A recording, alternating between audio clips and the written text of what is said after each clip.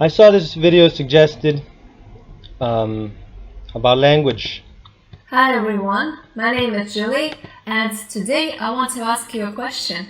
Have you ever thought about what is language? Where does it come from? And what it is? How is language created? And she promotes the racist "we came from subhuman blacks" thing. So this is a racist lady here. She does not intend to be racist, but she is. She believes subhuman blacks were a thing. That's racist. She believes also that intelligence is determined by genes, and genes vary by race, so intelligence would be different. In other words, some races would have superior intelligence to others.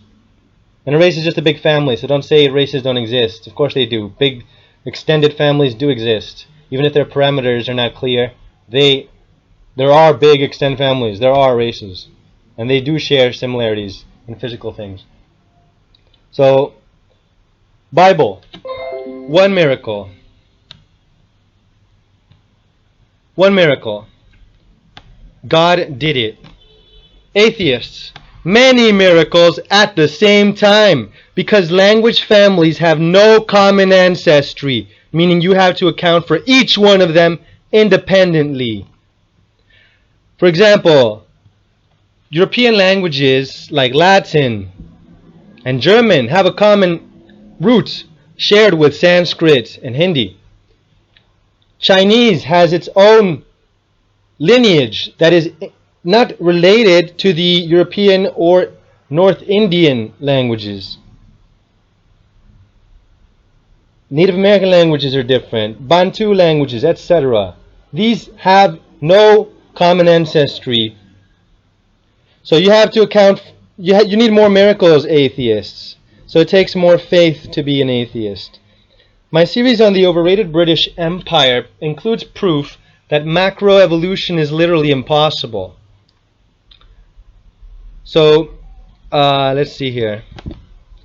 The liberal extremist Noam Chomsky, who is always cited as a linguist expert, even though he doesn't even understand what the mind is, believing it to be a merely physical thing, because he doesn't question what he's taught.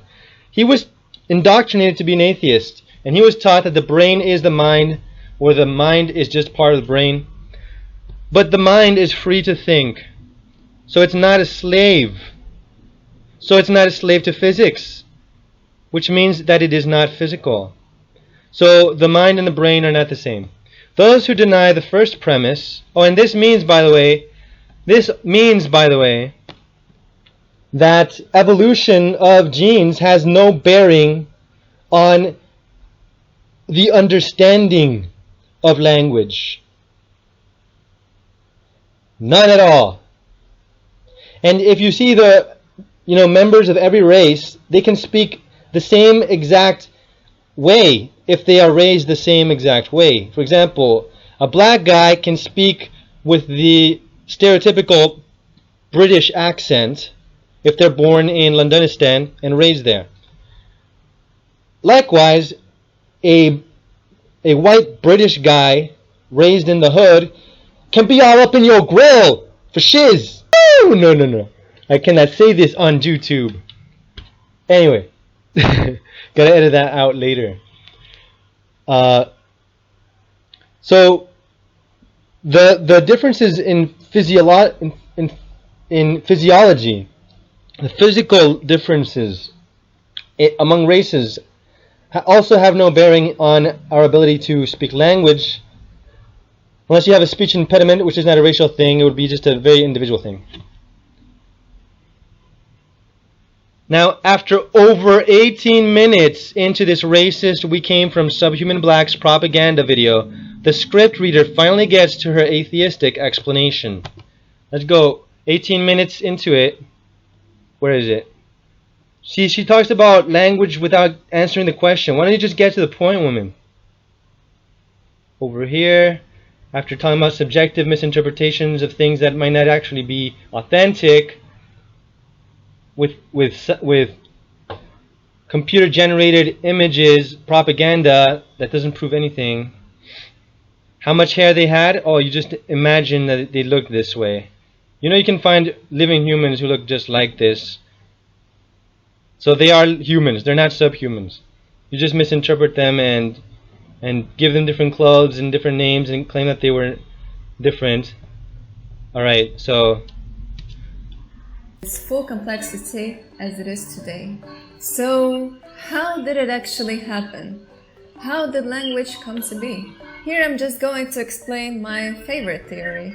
There are, of course, so many, but I'll let you... Your favorite theory or the only one that you were taught? Because this is pretty much the only one that you were taught, lady. Explore them by yourself.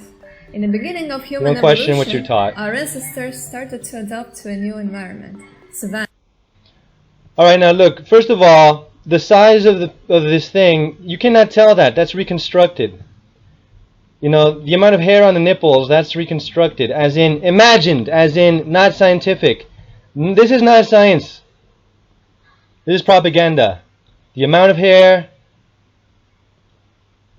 You can find real people with the same structure, but they have to paint them to look like they're not people, like they're subhumans, and make them more chimp-like.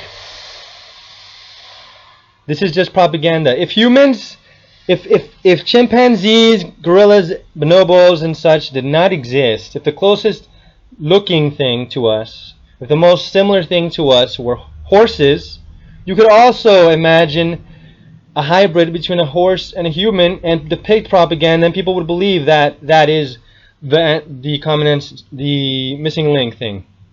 So, you know, there's no way to empirically falsify this, which makes it unscientific, macroevolution. Anyway, I did logically falsify it by the argument of the mind being free to think, which is a fact, even though it's not empirical. You can't see logic; it's invisible. Anyway. Unpredictable than the rainforest. It became crucial to So she said it's more unpredictable than the rainforest. She says the savanna. Hold on. She said the savanna, which was much more unpredictable. How is a savanna more unpredictable? It's actually way more predictable because you can see things coming more easily. If there's a predator, you can see them coming more easily. Even if they hide in the tall grass, if there's tall grass, they have far less cover than in a thick forest.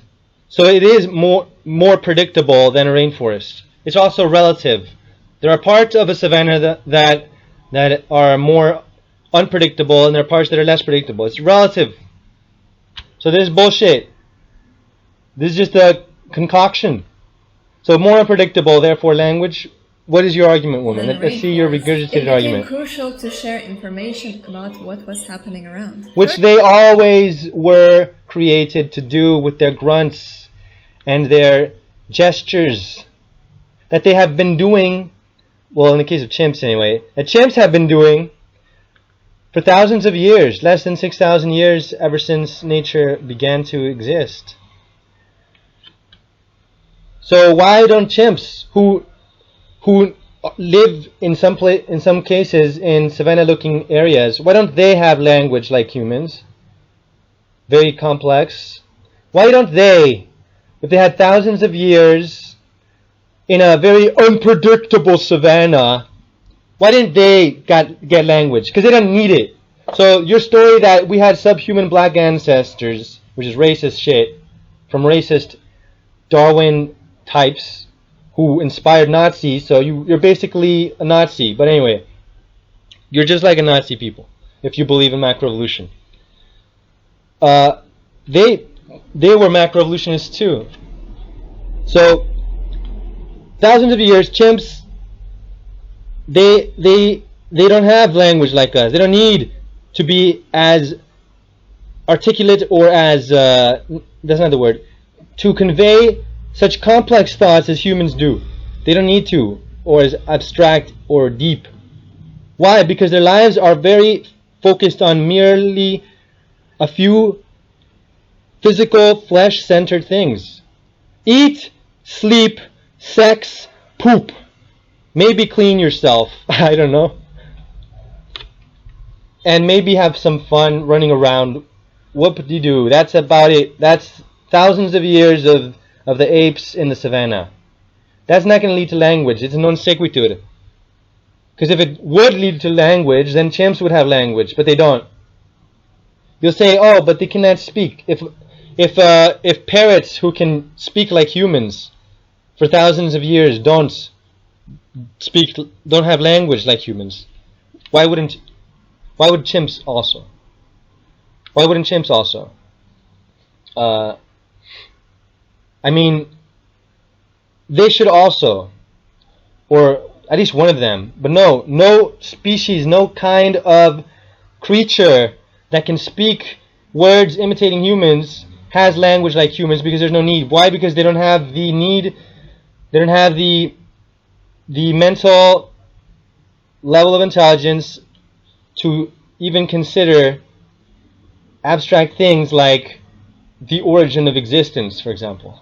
They are focused only on physical, limited things. That's why they don't have language. Now, if we came from creatures like them, we would also have no need for questioning our existence, for example, because it doesn't profit survivability to be a philosopher in the animal kingdom. What profits is brute strength and the ability to steal food, for example. But to question your origin has no profit because it doesn't put food in your mouth. There is no university for chimps where they pay you for questioning your existence. So the atheist origin myth here is bullshit, it's stupid. She says that, she regurgitates that they were in an unpredictable environment, therefore language. Non sequitur.